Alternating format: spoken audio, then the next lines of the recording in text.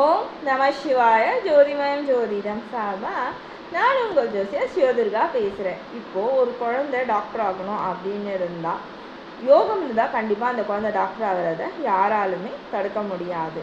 இப்போ ஒருத்தரோட கட்டத்தில் செவ்வாய் ஸ்ட்ராங்காக இருக்க பட்சத்தில் அவங்க கண்டிப்பாக டாக்டர் ஆகிடுவாங்க.